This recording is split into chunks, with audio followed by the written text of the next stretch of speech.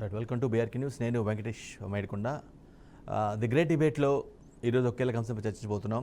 కూటమి అధికారంలోకి రావడంతో అమరావతి విషయం ప్రస్తావన తెరపైకి వచ్చింది. అమరావతిపై ఎంత గందరగోళం జరిగింది, ఎటువంటి పరిస్థితులు 5 ఏళ్ల పాటు జరిగాయి అనేది అందరికీ తెలిసిన విషయమే, ప్రత్యేకంగా చెప్పక్కర్లేదు. అమరావతిని వైసీపీ విధ్వంసం చేసింది అనేది ప్రధానంగా టీడీపీ నేతల వాదన.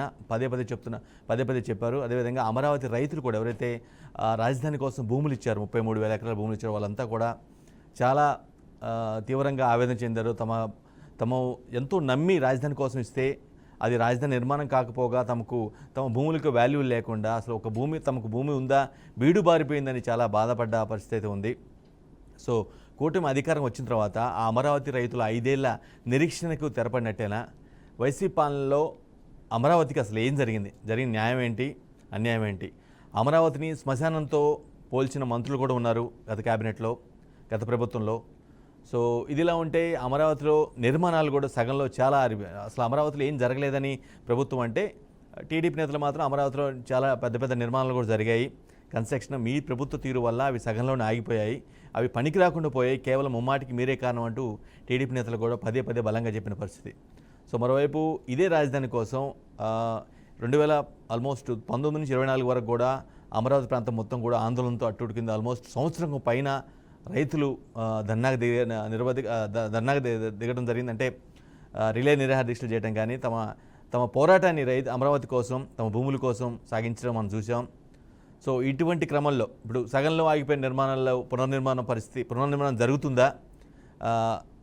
చంద్రబాబు ప్రభుత్వంలో రేపు 12వ తారీఖు కొలువు తీరబోతున్న చంద్రబాబు ప్రభుత్వంలో అమరావతికి మళ్ళీ న్యాయం జరుగుతుందా? జరగబోయే న్యాయం ఏంటి? ఎటువంటి పరిస్థితులు ఉత్పన్నమవుతాయి? ఇలా చాలా అంశాలు తెరపైకి వస్తున్నాయి. అమరావతి పేరు ఎత్తితేనే చాలా అంశాలు అయితే ప్రస్తావనకు వస్తున్నాయి, చర్చనీయాంశంగా మారింది. సో ఒక వైసీపీ ప్రభుత్వం మారడం అంటే పడిపోవటం, టీడీపీ కూటమి ప్రభుత్వం ఘనంగా విజయం సాధించడం, 12వ తారీఖు అధికారం చేపట్టబోతున్న ప్రభుత్వాన్ని ఫామ్ చేయబోతుంది. సో ఈ అంశం పైన, అమరావతి అంశం పైన కొత్త ప్రభుత్వం తర్వాత అంటే టీడీపీ ప్రభుత్వం వచ్చిన తర్వాత అమరావతికి ఎటువంటి న్యాయం జరుగుతుంది, ఏం చేయబోతున్నారు, రాజధాని క్షేమమేనా, సురక్షితమేనా అనేది పాయింట్లో మనం చర్చించబోతున్నాం. టీడీపీ రాష్ట్ర కార్యదర్శి మూర్తి యాదవ్ గారు ఉన్నారు, అదేవిధంగా ప్రముఖ విశ్లేషకులు మూర్తి గారు ఉన్నారు, జనసేన నుంచి రాజు గారు కూడా ఉన్నారు. రైట్, ముందుగా మూర్తి యాదవ్ గారు, అమరావతి నిర్మాణం, ఆంధ్రప్రదేశ్ రాజధాని అమరావతి అని మీరు 2014-19 మధ్య మీరు స్పష్టం చేశారు, ఆ దిశగా మీరు అడుగులు వేశారు. కానీ ప్రభుత్వం మారిపోయిన తర్వాత అమరావతి పరిస్థితి ఏమైందో నాకంటే బాగా మీకే బాగా తెలుసు, మిగతా పార్టీ నేతలకు కూడా బాగానే తెలుసు. సో 3 రాజధానుల ప్రస్తావన తీసుకురావటం, ఆ విషయంలో ఆ క్రమంలో అమరావతి నిర్మాణం అనేది మరుగున పట్టడం, కొంత అభివృద్ధికి నోచుకుపోవడం జరిగింది. కానీ సరే, మీరు కొంత చేసి వదిలిపెట్టారు, అది కొన్ని శిథిలావస్థకు చేరిపోయినాయి, కొన్ని పిల్లర్స్ అలానే మిగిలిపోయి, కొన్నేమో వర్షపు నీళ్ళలో మునిగిపోయి పనికి రాకుండా పోయిన పరిస్థితి కనిపిస్తుంది. ఇప్పుడు మీ ప్రభుత్వం అధికారంలోకి వచ్చిన తర్వాత అసలు ఆ పునర్నిర్మాణానికి జరిగే పరిస్థితులు ఉన్నాయా? బీఆర్కే యాజమాన్య వర్గానికి, అలాగే ఛానల్లో వచ్చిన పెద్దలకు, బీఆర్కే ప్రేక్షకులకి అందరికీ నమస్కారం. ముందుగా మా నూతన ప్రభుత్వానికి తరపున మీ అందరికీ శుభాకాంక్షలు తెలియజేస్తూ, అమరావతి అనేది ఆంధ్రప్రదేశ్ కళల రాజధాని. ఎంతో మంది దాని మీద ఎన్నో ఆశలు పెట్టుకొని ఇప్పుడు కేవలం ఒక గజం భూమి అడిగితేనే మా సిటీ పరిధిలో విశాఖపట్నం అయితే కొట్లాలు జరుగుతున్నాయి. అంగుళం భూమి ఎవరు వదలలేని పరిస్థితుల్లో అంత ఖరీదైన భూములు 33,000 ఎకరాలు నారా చంద్రబాబు నాయుడు గారి మీద పూర్తి విశ్వాసంతో ఇచ్చారంటే అది వాళ్ళకి నమ్మకం తగ్గట్టుగా అమరావతి అనేది శరవేగంతో పరుగులెట్టించాడు మహానుభావుడు చంద్రబాబు నాయుడు గారు.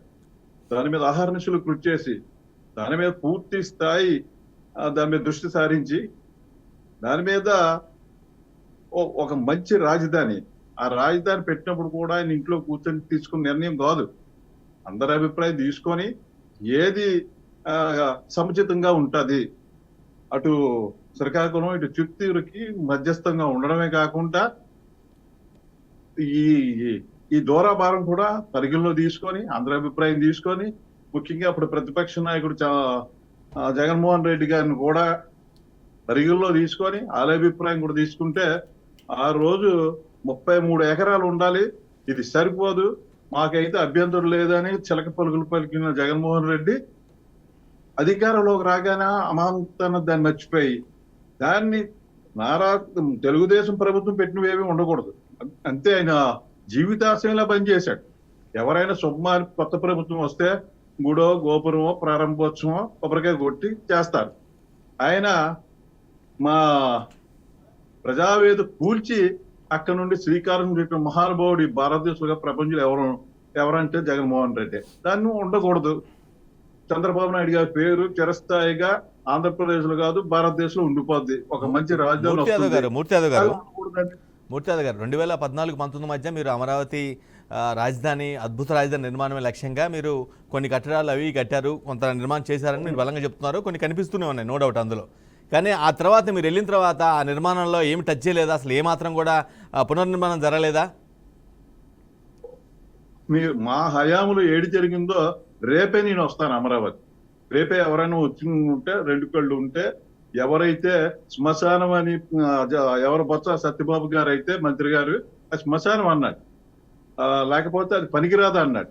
బ్రహ్మాండమైన నిర్మాణాలు చేసి ఆవేళ ఆ నిర్మాణాలు కూడా అటు పోలవరం కానీ అమరావతి కానీ గిన్నీస్ బుక్ రికార్డు స్థాయిలో నిర్మాణాలు శరవేగంగా జరిగి తక్కువ స్పీడ్ లోనే కంప్లీట్ చేసి ఒక బ్రహ్మాండమైన రాజధాని ఆవేళ స్కూళ్ళు, కాలేజీలు, హాస్పిటల్ మొత్తం అన్నిటికీ ఆయన ఎలాంటి చేసి దగ్గరుండి కూర్చొని ఒక మంచి అద్భుతమైన రాజధాని వచ్చింది. ఈ పాపం జగన్మోహన్ రెడ్డికి శాపమయ్యి తునగలపి నామరూపాలు లేకుండా ప్రభుత్వం కూలిపోయింది. ఎందుకంటే అది రైతుల త్యాగం. మహిళలు అయితే ఎంత ఇబ్బంది పెట్టారండి. అసలు మహిళలు అంటేనే గౌరవించిన భారతదేశంలో మరి ఆ వేళ మహిళల్ని పావులు వేసులతోని వాళ్ళ ఓటాలతోని బూట్కాలతో తన్నించి చిత్రహింసలు పెట్టి అక్కడ రాజధాని అనేది కనబడకూడదు అంతే. అంతేగాని చంద్రబాబు నాయుడు గారి ఇంట్లో కాదు, తెలుగుదేశం పార్టీ ఆఫీస్ అది రాజధాని అండి. అసలు ఈ మధ్యకాలం రాజధాని లేని రాష్ట్రంగా చరిత్రలోకి ఎక్కిన మహానుభావుడు ఎవరంటే జగన్మోహన్ రెడ్డి. ఇవాళ ఆ దరిద్రం పోయింది. మీరే చూస్తారు, శరవేగంగా అతి తక్కువ కాలంలోనే మళ్ళీ అమరావతి వచ్చే సంవత్సరం ఇదే టైంకి మీ వాళ్ళ గుర్తు చెప్తున్నాను, దాని స్వరూపమే మారిపోదు. మొత్తం ఆల్మోస్ట్ ఆల్ ఎమ్మెల్యే క్వార్టర్లు, ఎమ్మెల్సీవి, ఐఏఎస్లువి, ఐపీఎస్లువి అన్ని నిర్మాణాలు జరిగిపోయాయి. ఒక 10,000 కోట్లు పెట్టుబడి పెట్టి ఆ వేళ దాన్ని పూర్తి చేస్తే ఉండేది. వాళ్ళు శ్మశానం చెయ్యాలని కంకణం కట్టుకొని ఉండి ఇవాళ బ్రహ్మాండమైన బిల్డింగ్లు అన్ని నేట ఉండిపోయాయి. రోడ్ల కోసం వేసిన కంకర పట్టుకెళ్ళిపోయారు, సిమెంట్ పట్టుకెళ్ళిపోయారు, రాళ్లు పట్టుకెళ్ళిపోయారు. ఈ దోపిడీ ప్రభుత్వం దగ్గరుండి దాన్ని నాశనం చేయడమే టార్గెట్ పెట్టుకున్నారు. కానీ ఒక రాజధాని కడితే అది అందరికీ ఉంటది, ఈ దేశానికి తలమానికంగా ఆంధ్రప్రదేశ్ ఉంటుందనే ఆలోచన లేకుండా చంద్రబాబు నాయుడు గారి పేరు ఉండకూడదు, తెలుగుదేశం ఉండకూడదని ఏకైక దుర్బుద్ధితో చేసిన ఈ కుతంత్రమే ఇవాళ అమరావతి అంత దారుణమైన పరిస్థితికి వచ్చింది. ప్రజలందరికీ తెలుసు.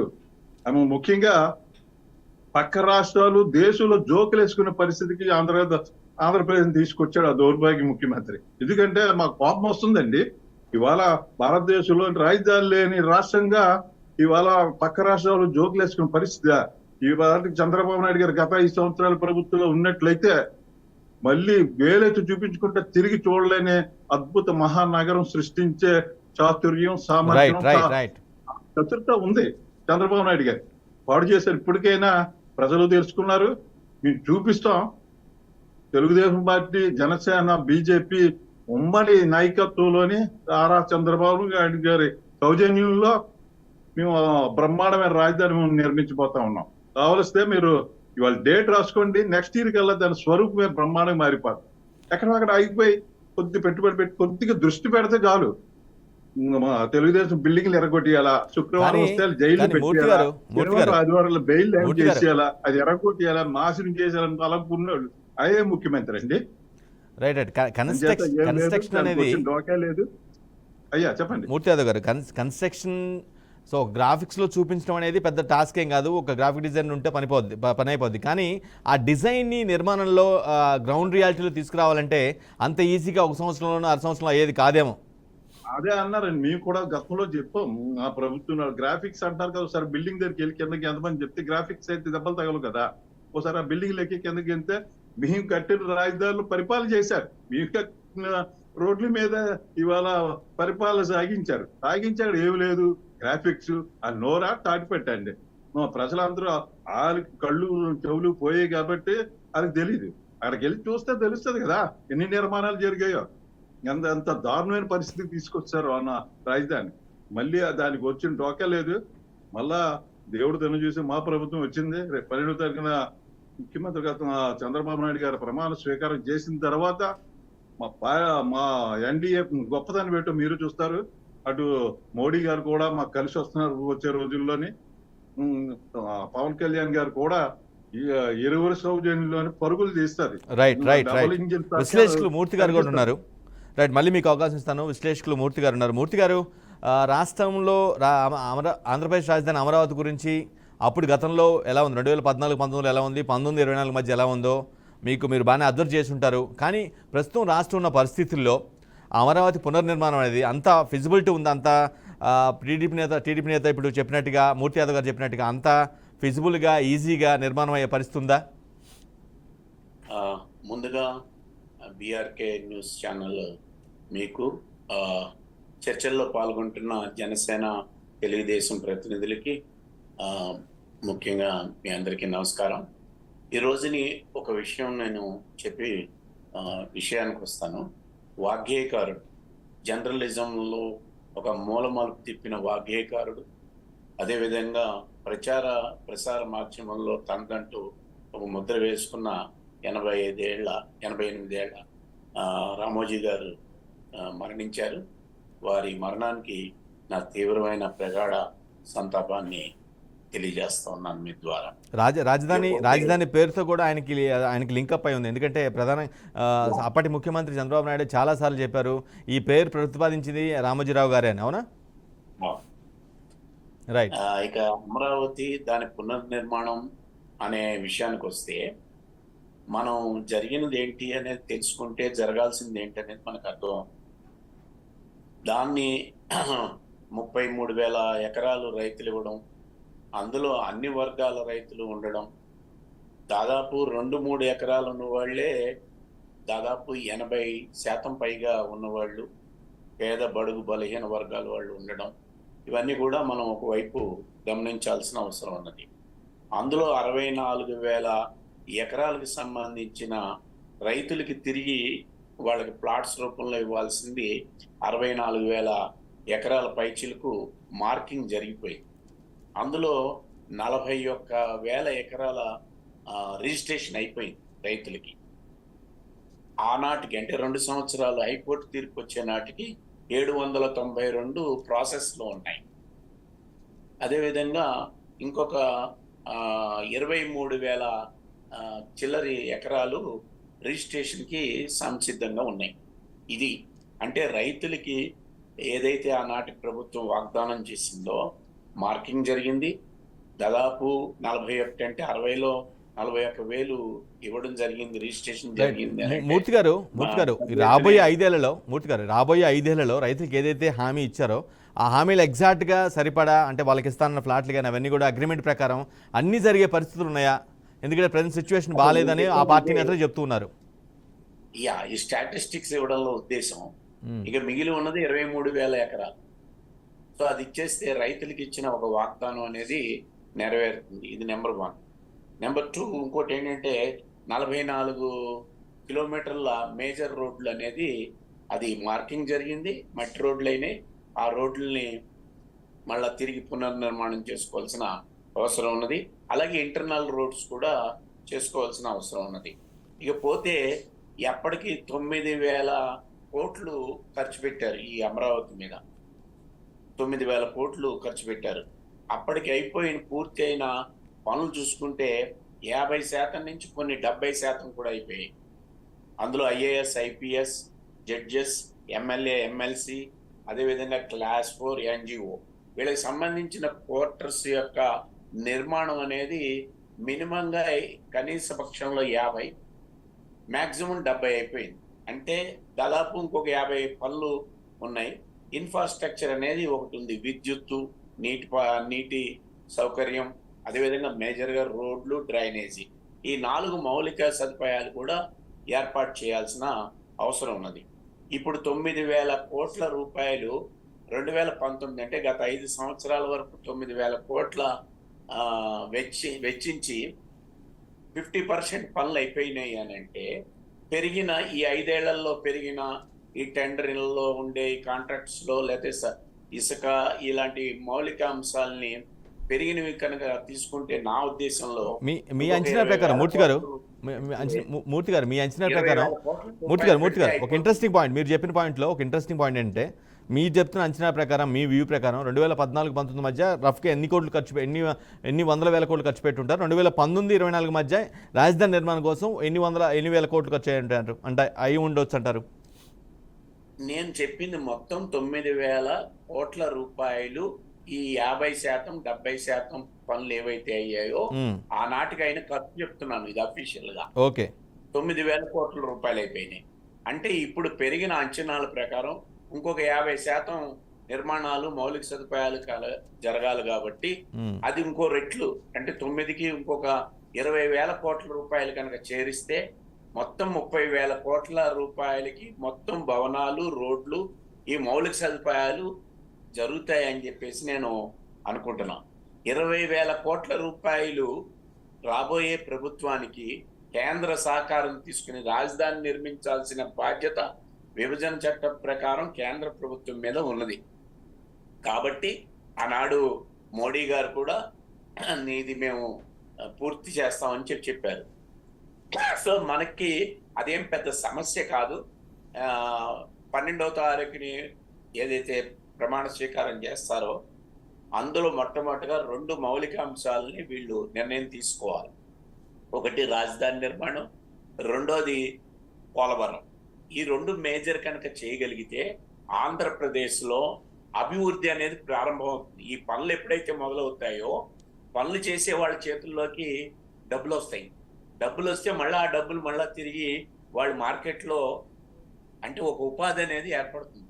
కాబట్టి ఈ నిర్మాణ ఆగిపోయిన పోలవరాన్ని, ఆగిపోయిన ఈ అమరావతిని వెనువెంటనే చేపట్టాలి అని చెప్పి ఒక విశ్లేషకుడుగా అది పెద్ద సమస్య కాదు.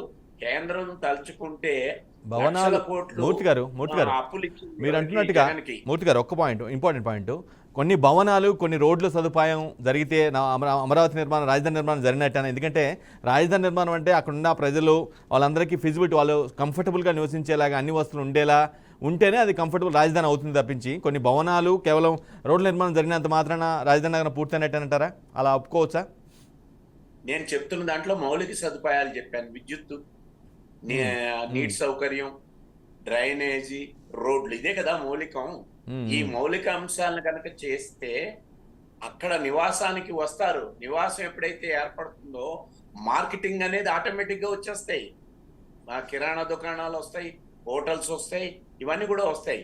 అందుకని భవన నిర్మాణం 50% అయిపోయింది, కొన్ని 70% కూడా అయిపోయినాయి. వాళ్ళు చేయాల్సిన మౌలికమైన సదుపాయాలు కనుక ఏర్పాటు చేయగలిగితే నా అంచనా 20,000 కోట్ల రూపాయలకి మించదు. అప్పటికి 9,000 కోట్ల రూపాయలు అయింది. దానికి డబల్ వేసుకున్న 20,000, పోనీ ఇంకో 30,000 కోట్లు వేసుకోండి. 30,000 కోట్లు కేంద్ర ప్రభుత్వం ఇవ్వడానికి ఏమి ఇబ్బంది కాదు. ఆఖరికి వాళ్ళు రాజధాని నిర్మించాల్సిన బాధ్యత కేంద్ర ప్రభుత్వంలో ఉన్నది. ఈ రోజు జనసేన, అదేవిధంగా తెలుగుదేశం వీళ్ళ యొక్క దీని మీదనే కేంద్రం నిలబడుతూ ఉన్నది ఈరోజు. కాబట్టి అన్కండిషనల్ గానే కేంద్ర ప్రభుత్వం రాజధానిని నిర్మించవచ్చు, ఏ ఒత్తిడి లేకుండానే చేయొచ్చు.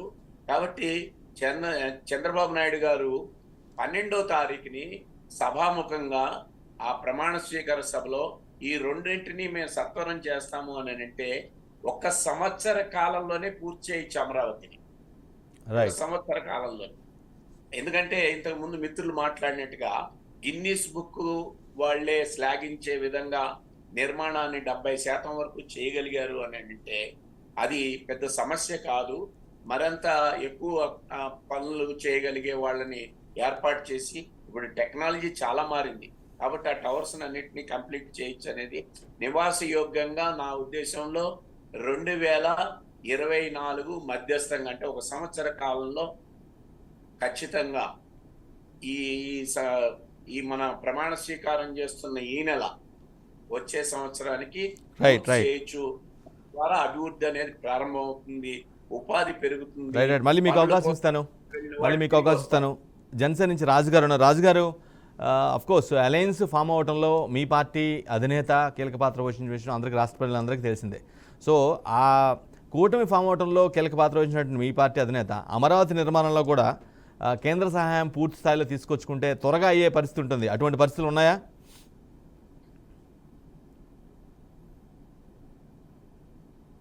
రాజుగారు మ్యూట్లో ఉన్నారు, మీరు చెక్ చేసుకుని ఒకసారి సెల్, మీరు మ్యూట్లో పడ్డారు చూడండి. సార్ నమస్తే సార్, ప్యానెల్లోని సభ్యులందరికీ నమస్కారం.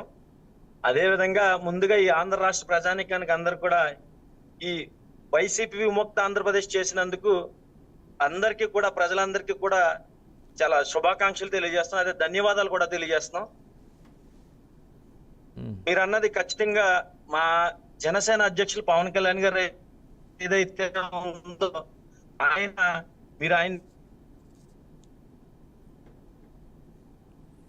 గడిచిన ఈ 5 సంవత్సరాలు ఆయన ఏ ఇష్యూ తీసుకున్నా కూడా సక్సెస్ సార్.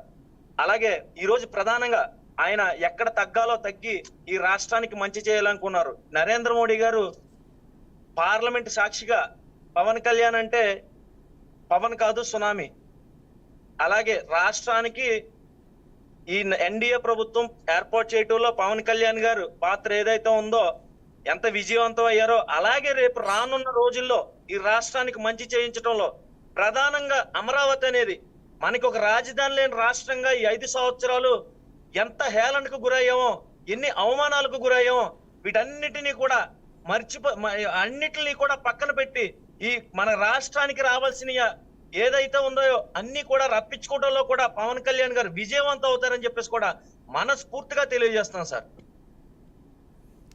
అంతా అంటే కేంద్రం సహకరించే పొజిషన్ ఆ స్థాయిలో ఉందనుకోవచ్చా? అంటే ఇప్పుడు గవర్నమెంట్ ఫామ్ చేయడంలో మీరు కేంద్రంలో ప్రభుత్వం ఏర్పాటు చేయడంలో కూడా ఖచ్చితంగా కూటమి, ఇక్కడ ఏపీలో ఉన్న కూటమే కీలక పాత్ర పోషిస్తుంది. కానీ అటువైపు నుంచి, ఎందుకంటే మీరు గతంలో మీకు చేదు అనుభవాలు ఉన్నాయి, మీకు అను కూటమికి మధ్య, బీజేపీకి అఫ్కోర్స్ టీడీపీకి జనసేన మధ్య కూడా కొంత టీడీపీకి బీజేపీకి మధ్య కొంత చేదు అనుభవాలు ఉన్నాయి, విడిపోయారు, తిట్టుకున్నారు, విమర్శించుకున్నారు. సో కానీ ఇప్పుడు మాత్రం గవర్నమెంట్ ఫామ్ చేయడంలో కీలకంగా వహిస్తున్నారు. కానీ అటువంటి సహకారం గతంలో ఉన్న పరిస్థితులు లేకుండా పరస్పర సహకారంతో ముందుకెళ్లే పరిస్థితులు ఉన్నాయనుకోవచ్చా? సార్ ఇప్పుడు ఖచ్చితంగా ఇప్పుడు మీరు అన్నట్టుగా చేదు అనుభవాలు ఉన్నాయి, చాలా అవమానాలు పడ్డాం, చాలా బాధలు పడ్డాం. ఇవన్నిటిని ఆ యొక్క కూటమి విడిపోవటం వల్ల ఏం జరిగింది, ఈ రాష్ట్రానికి ఏం జరిగింది, అలాగే అప్పుడు చేసిన కొన్ని వాటి వల్ల ఈ 5 సంవత్సరాల్లో జరిగిన దానికి కూడా, అంటే నేను మా అధ్యక్షుల వారు ఏ లైన్ లో ఉన్నారో ఆ లైన్ లోనే మాట్లాడాలి. అటువంటి మిస్టేక్స్ జరగడంలో కూడా ఈరోజు సెంట్రల్ లో కూడా ఏ ఇబ్బందులు జరిగినాయి, ఏ ఇబ్బంది పరిణామాలు జరిగినాయి కూడా అన్ని చూసుకుంటూ వస్తారు. ఎక్కడ కూడా మనం అంటే ఈ గతంలో ఈ చేదు అనుభవాలు జరిగినాయి, వాటన్నిటినీ కూడా మళ్ళీ పునరావృతం కాకుండా ఈ రాష్ట్రాన్ని డెవలప్మెంట్ చేయటంలో పవన్ కళ్యాణ్ గారు రప్పించుకోవటంలో, అలాగే ఈ నారా చంద్రబాబు నాయుడు గారు కూడా ఈ 5 సంవత్సరాలు కూడా ఈ రాష్ట్ర పడ్డ కష్టాలు కానీ ఇవన్నిటిని కూడా వారు ఎక్స్ప్లెయిన్ చేయటంలో కూడా వీళ్ళు అంటే కూటమి జత కట్టినప్పుడే ఇవన్నీ కూడా జరిగినాయి. ఈ రానున్న 5 సంవత్సరాల్లో కూడా మన రాష్ట్రానికి రావాల్సిన ఈ ప్రతిదీ కూడా మాట్లాడుకుని తెచ్చుకోవటంలో కూడా సక్సెస్ అవుతారు. అదే విధంగా ఇప్పుడు మనం గతంతో పోల్చుకుంటే ఇప్పుడు మనం కీలకంగా ఉన్నాం సార్. ఇది ప్రధానంగా అందరికీ తెలుసున్నదే.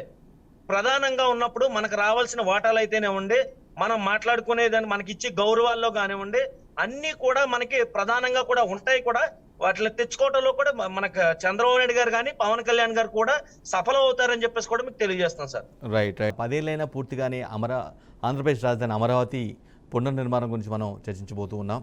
కోర్స్ మొదటి 2014-19 మధ్య ఎంత జరిగింది, 19-24 మధ్య ఎంత జరిగిందనే అంశం కూడా మనం బేరీజు వేస్తూ ఉన్నాం. రైట్. మూర్తి యాదవ్ గారు, నేను ఈ క్వశ్చన్ పదే ఎందుకు అడుగుతున్నానంటే 2014-19 మధ్య మీరు కూటమిగా అలయన్స్ ఫామ్ అయ్యారు, కానీ పూర్తిగా ఆ టర్మ్ పూర్తి కాకముందే విడిపోయారు. మీకు విభేదాలు రావడం వల్ల, విమర్శలు రావడం, కేంద్రం నుంచి మీరు తప్పుకున్నారు, రాష్ట్రం నుంచి వాళ్ళు కూడా తప్పుకున్నారు.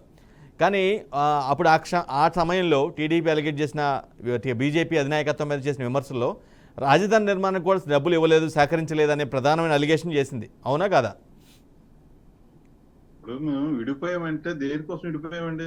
రాష్ట్రం కోసమే కానీ చంద్రబాబు నాయుడు గారి పర్సనల్ ఇష్యూ తెలుగుదేశం కోసం కాదండి. రాష్ట్ర అభివృద్ధికి కొద్దిపాటి లోటుపాట్లు ఉన్నాయి, చెప్పుకున్నాం గతం కదా. ఇప్పుడు వచ్చే రోజుల్లోనే బ్రహ్మాండంగా ఎటువంటి లోట్లు లేకుండా మేము చేయగలుగుతాం.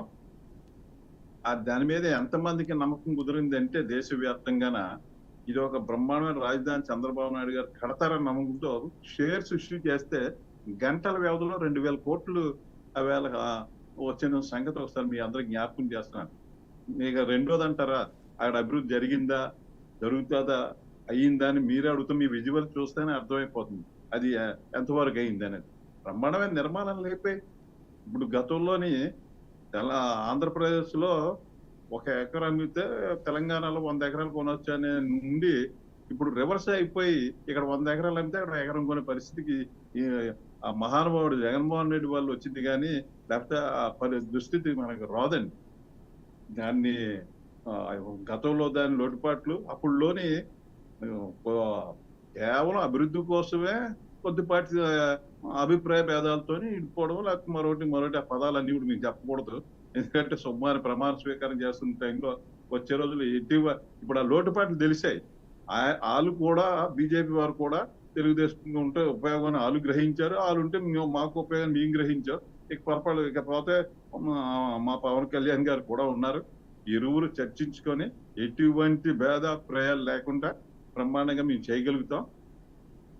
ఇది కేవలం అది ఒక 10,000 కోట్లు పెట్టుబడి పెడితే 2 లక్షల కోట్ల ఆస్తిని పోగొట్టుకున్నామండి మనం. ఇవాళ దాని మీద కష్టంతో చేసిపోతే ఇవాళ అది బ్రహ్మాండమైన రాష్ట్రానికి వనరులు, ఒక రాష్ట్ర ఆస్తి అది శరవేగంగా అవుతున్న టైంలోని దుష్ట శక్తులుగా మూర్తి యాదవ్ గారు మీరు చెప్పినట్టుగానే స్క్రీన్ మీద కనిపిస్తూ ఉన్నాయి. అఫ్ కోర్స్ మీ పాలనలోనే, మీ పరిపాలనలోనే, మీ హయాంలోనే అవి నిర్మాణం జరిగినట్టుగా కూడా నేను ఒప్పుకుంటున్నాం. కానీ ఆ తర్వాత మారిన ప్రభుత్వం ఏదైతే కొత్త ప్రభుత్వం వచ్చిందో మీరు వదిలిపెట్టిన సగంలో వదిలేసిన నిర్మాణాల్లో కనీసం అతను పట్టుకోలేదా, కనీసం ఏమీ దాన్ని పూర్తి చేయలేదా, ఒక్కటి కూడా, ఒక్క బిల్డింగ్ కూడా? అదే కదా సార్ ఇబ్బంది. అస్సలు జరగలేదా? మా కూటమి గురించి మాట్లాడుకోమంటే మేము మాట్లాడలేం, కానీ వైసీపీ అక్కడ అరాచకాల గురించి చెప్పమంటే అసలు కొల్లాలి సార్. అసలు అక్కడ మనం వెళ్తే కళ్ళంపడి నీళ్ళు వస్తాయి. అంటే బొత్స సత్యనారాయణ గారు అన్నది కూడా కరెక్టే, అక్కడ శ్మశానం చెయ్యాలని అనుకున్నాడు ఆయన. శ్మశానం చేయాలనుకుంటారు. చెప్పండి సార్. చెప్పండి మూర్తి యాదవ్ గారు, చెప్పండి మూర్తి యాదవ్ గారు. హలో మూర్తి యాదవ్ గారు చెప్పండి ప్లీజ్. అది అభివృద్ధి అనేది ఆయనకు ఒక ధ్యాస ఉండాలి, ఒక పట్టుదల ఉండాలి, ఒక కృషి ఉండాలి. 24 గంటలు చంద్రబాబు నాయుడు గారు సోమవారం అంటే పోలవరం అని పెట్టుకున్నాడు. ఆయన రాజధాని కోసం పూర్తి స్థాయి దృష్టి సారించారు కాబట్టి అంత తక్కువ టైంలోని అన్ని ఎకరాలు సమకూరడం, దాని మీద నిర్మాణాలు జరగడం, ఎంత అద్భుతాలు జరిగాయంటే ఇంకా రాష్ట్రానికే బ్రహ్మాండమైన కాదు, దేశానికే అద్భుతమైన రాజధాని ఆంధ్రప్రదేశ్ కళలో సాకారమును, దేశం కూడా మన వైపు చూసే పరిస్థితి వచ్చిన మళ్ళీ ఆ దుస్థితి రాకుండా ప్రజలు గ్రహించారు, సరైన గుణపాఠం చెప్పారు. ఎందుకంటే చంద్రబాబు నాయుడు గారు మాత్రమే చేయగలుగుతారు. ఎందుకంటే ఎక్కువ సమయం కేటాయించి ఆయనకు ఉన్న పరిపాలన అనుభవం కోసం మనం చెప్పడం కాదు, ప్రపంచం ఏం చెప్తుంది ఆయన గొప్పతనం కోసం. అలాంటి వ్యక్తి చేతుల్లోకి మళ్ళీ 12వ తారీఖు నుండి వెళ్తున్నాం. మా పవన్ కళ్యాణ్ గారు, చంద్రబాబు నాయుడు గారు ఇరువురి నాయకత్వంలో మోడీ గారి సహకారంతో రావాల్సిన నిధులు రాబెడతాం. అవసరమైతే ఆయన గతంలో కూడా చెప్పారు, రాష్ట్రంలోని ఏదో రూపాన్న ఆ నిర్మాణం మా జీవితాశయంలో పనిచేస్తుంది తెలుగుదేశం పార్టీ, మీరే చూస్తారు. ఇప్పుడే మా పెద్దల మూర్తి గారు చెప్తున్నారు, అది సంవత్సరంలోనే మళ్ళీ ఆ నగరాన్ని కట్టి చూపిస్తామని మా ప్రగాఢ విశ్వాసం. తెలుగుదేశం పార్టీ తరఫున డెఫినెట్ చేసి తీరుతామండి. రైట్. మూర్తి గారు, విశ్లేషకులు మూర్తి గారు, అంటే గత ప్రభుత్వం ప్రధానంగా ఏం చెప్పిందంటే అమరావతి విషయంలో 2 రీజన్స్ మెయిన్గా చెప్పడం జరిగింది. ఒకటేమో ఒక సామాజిక వర్గం నేత సంబంధించిన వ్యక్తులంతా కూడా అక్కడ ఎక్కువ ఉన్నారు, వాళ్ళంతా సిండికేట్ అయ్యి అక్కడ లబ్ధి పొందారు, అదొక రీజన్ చెప్తే, ఇంకో రీజన్ ఏంటంటే ఇప్పుడున్న పరిస్థితుల్లో ఆ ప్రాంతాన్ని డెవలప్ చేయడం అంటే పచ్చని పంట పొలాన్ని తీసేసి బిల్డింగ్లు అవి కన్స్ట్రక్షన్ చేయాలంటే 1,00,000 కోట్ల అవసరం ఖచ్చితంగా ఉంటుంది. అంత అవసరం లేదు కాబట్టి మేము ఆల్రెడీ డెవలప్ చెందినటువంటి సిటీస్ని తీసుకొని 3 రాజధానుల ప్రతిపాదన తీసుకొచ్చామని అంటుంది. వీటిలలో ఏమాత్రం నిజం లేదంటారా? అంటే 1,00,000 కోట్ల అవసరం పెట్టాల్సిన అవసరం లేదంటారా? 1,00,000 కోట్లు పెట్టాలన్నది అది నిజంగా ఒక గాసిప్. 1,00,000 కోట్ల అభివృద్ధి జరుగుతుంది అక్కడ. అభివృద్ధి జరగడం వేరు, 1,00,000 కోట్లు ప్రభుత్వం పెట్టాల్సిన అవసరం లేదు. ఇది నెంబర్ 1. నెంబర్ 2, నేను ఇంకోటి చెప్పదలుచుకున్నాను మిత్రులకి. ఇప్పుడు ఉద్యమం చేసిన మహిళలు, అక్కడున్న రైతాంగం, 29 గ్రామాల రైతాంగం, వాళ్ళకి ఇవ్వండి, అప్పచెప్పండి ఈ పనుల్ని. వాళ్ళు ఇప్పుడు ఎంత ఉత్సాహంగా ఉన్నారని అంటే, కోర్టుల్లో గెలిచారు, న్యాయస్థానం టు దేవస్థానం అనే తమ కోరిక దేవుడు మన్నించాడనే ఒక ఆత్మవిశ్వాసంతో ఉన్నారు. ఆ ఆత్మవిశ్వాసానికి తగినట్టుగా 161 సీట్లు, 164 సీట్లు అసలు తెలుగుదేశం కూడా ఊహించి ఉండదు, కూటమి కూడా ఊహించి ఉండదు, అంత థంపింగ్ మెజారిటీ ఇచ్చారు. ఇటువంటి ఉత్సాహాన్ని అక్కడున్న రైతాంగం ఎవరైతే ఉద్యమం చేశారో వాళ్ళకి ఫుడ్ ఫర్ వర్క్ అనే సిస్టమ్ ఉంది కదా, అట్లా స్వచ్ఛందంగా భూములు ఇచ్చిన వాళ్ళు ఆ భూముల్ని కాపాడుకోవడానికి, అమరావతిని డెవలప్ చేసుకోవడానికి, వాళ్ళ యువతకి ఉపాధి కలగడానికి, వాళ్ళకి ఆ పని అప్పచెప్పండి, ఆ బాధ్యత అప్పచెప్పండి.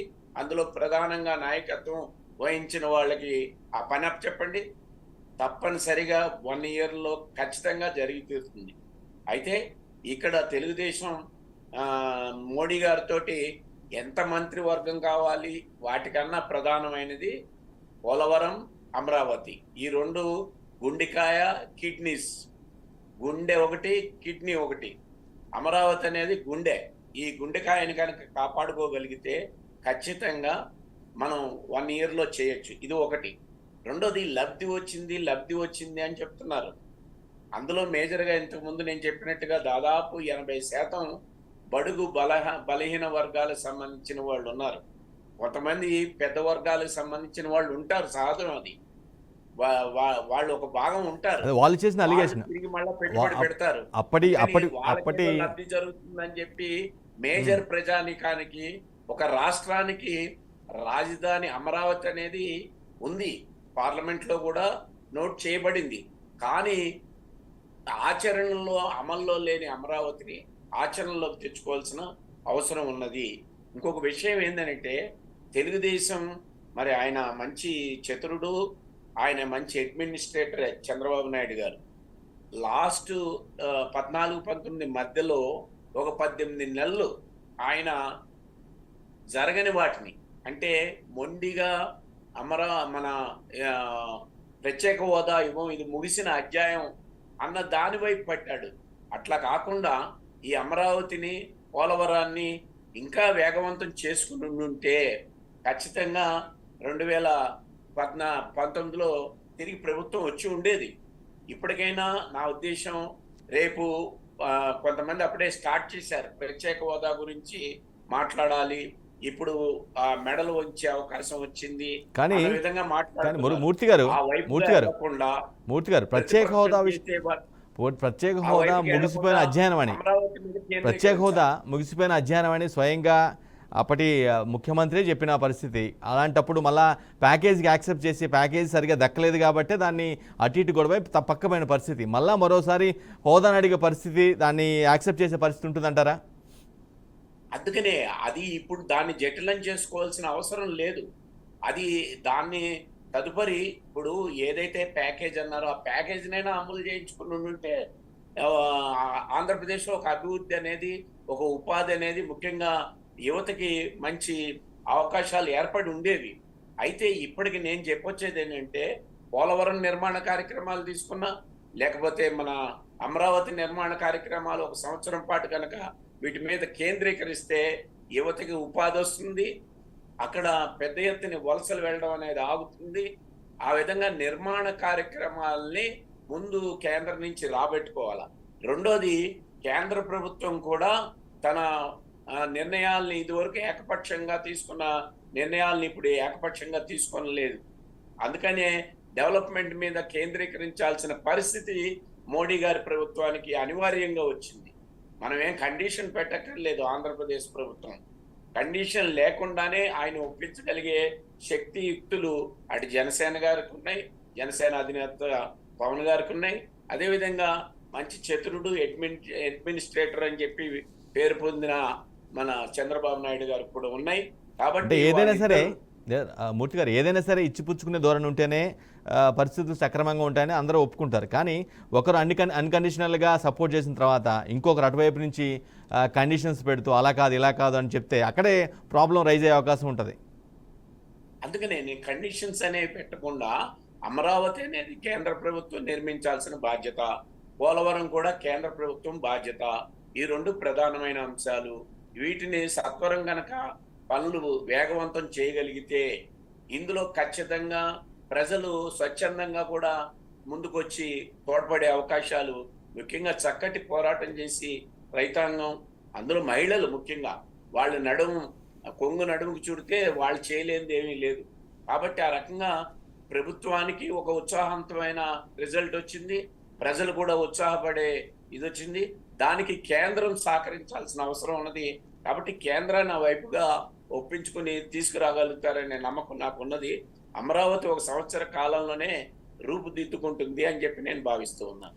రైట్ రాజు గారు, అమరావతి కోసం రాజధాని ప్రాంతంలో ఉండే తుళ్ళూరు కానీ చుట్టుపక్కల 29 గ్రామాలు ఎవరైతే ఉన్నారో వాళ్ళు చేసిన పోరాటం ఆల్మోస్ట్ సంవత్సరం పైగా సాగింది. సంవత్సరం పైగా ధర్నాలు, రిలే నిరాహార దీక్షలు చేశారు. ఇప్పుడు కూటమి అధికారంలో రావడంతో ఖచ్చితంగా వాళ్ళ ఇష్యూస్ మొత్తం కూడా సార్ట్ అవుట్ అయిన అనుకోవచ్చా? చేసే పరిస్థితి ఉందా మీ ప్రభుత్వం, కూటమి ప్రభుత్వం కంప్లీట్గా? మూర్తి గారు మళ్ళీ మీరు మ్యూట్లో పడ్డారు, ఒకసారి చెక్ చేసుకోండి. ఒకసారి రాజు గారు మ్యూట్లో ఉన్నారు. ఖచ్చితంగా సార్, ఎందుకంటే ఇందాకే అన్నాను, కష్టాలు నష్టాలు. ఈ ఆంధ్ర రాష్ట్రం ఇప్పుడు రాజధాని లేకుండా ఈ ఆంధ్ర రాష్ట్రం ఎన్ని కష్టాలు పడ్డదో, రైతులు అనేవారు పాపం వాళ్ళు సేద్యం చేసుకునే భూములు ఒక నమ్మకంతో వాళ్ళ ఇంట్లో పిల్లలకి ఒక భవిష్యత్తు ఉంటది, మాకు వ్యాపార రంగంలో ఒక భరోసా ఉంటది, ఇక్కడ కంపెనీలు వస్తాయి అని ఆయన నమ్మి వారి చేసిన త్యాగాలను కూడా హాస్యాస్పదం చేసిన ప్రభుత్వం ఏదైనా ఉందంటే అది జగన్మోహన్ రెడ్డి ప్రభుత్వం సార్. వాళ్ళ మంత్రులు అయితేనేమండి, కేబినెట్ లో మంత్రులు అయితేనేమండి, సాక్షాత్తు ముఖ్యమంత్రికే అది లేనప్పుడు ఇంక మంత్రులు ఏం చేస్తారులేండి. వారి సైకోయిజానికి బలైపోయిన వ్యక్తులు రైతులు సార్. వాళ్ళకి ఖచ్చితంగా ఈ గవర్నమెంట్ లో ఇందాకే చెప్పాను మీకు, ఏదైనా సరే మాట్లాడుకు సాధించుకోవటంలో పవన్ కళ్యాణ్ గారు అనే వ్యక్తి ముందుంటారు. ఒక ఆయన తీసుకున్న దేనైనా సరే నడిపించటంలో ఎక్కడ తగ్గాలో తెలుసు, ఎక్కడ నెగ్గాలో అన్ని తెలిసిన వ్యక్తి పవన్ కళ్యాణ్ గారు. అలాగే అనుభవజ్ఞుడు చంద్రబాబు నాయుడు గారు. వారిద్దరు కలయికలో ఆ రాజధాని రైతులు ఏ అయితే ఇన్ని సంవత్సరాలు 5 సంవత్సరాలు ఏ అయితే కష్టాలు పడ్డారో, వారికి ఏ అయితే అన్యాయాలు జరిగినాయో వాటన్నిటినీ కూడా ఈ మన ఇప్పుడు రానున్న 5 సంవత్సరాలు కూడా అవసరం లేదు సార్. ఆల్రెడీ మన మూర్తి గారు అన్నట్టుగా ఒక 1 year లోనే వారికి సక్సెస్ అనేది చూపిస్తాం. అంటే పాలించే రాజు సమర్థుడైతే జరగాల్సిన అన్ని కూడా జరుగుతూ ఉంటాయి. అంటే గడిచిన 5 సంవత్సరాలు ఎందుకు జరగలేదు అనుకోవచ్చు.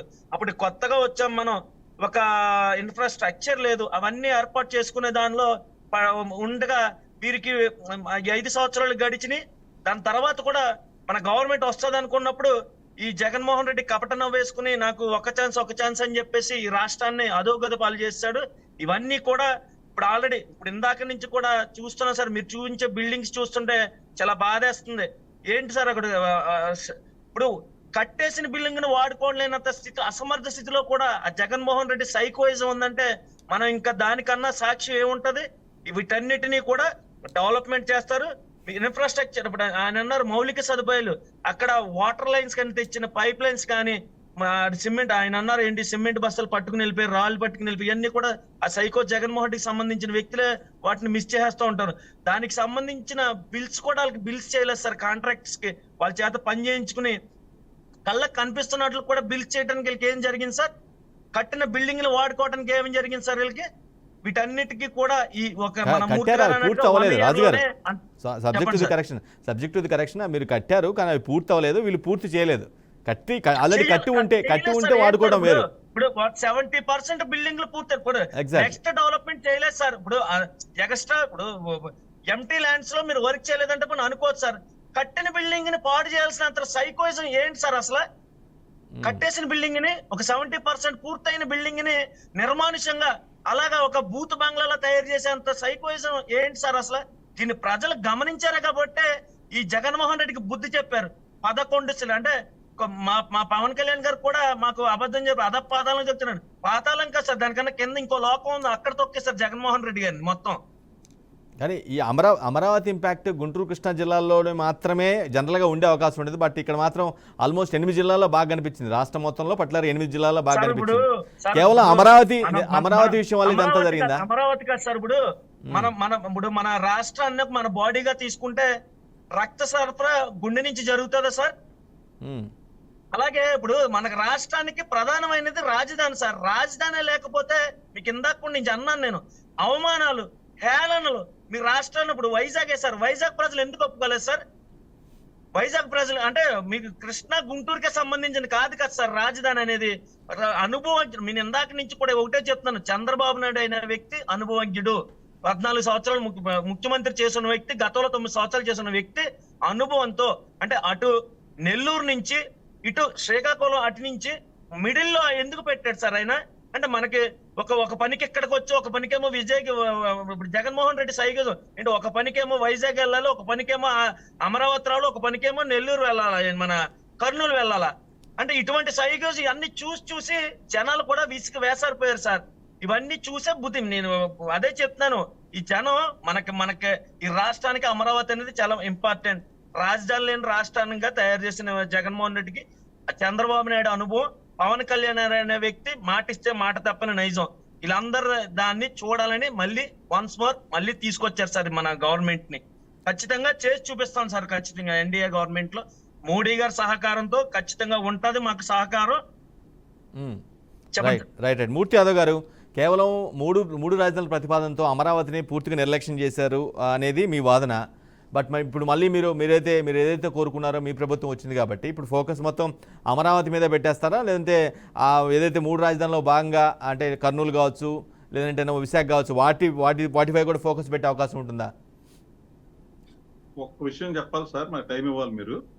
ఎందుకంటే మేము రాష్ట్రం విడిపోయిన తర్వాత, ఆంధ్రప్రదేశ్ ప్రత్యేక రాష్ట్రం అయిన తర్వాత ఇక్కడ కూర్చోడానికి కుర్చీ లేదు, రాజధాని లేదు.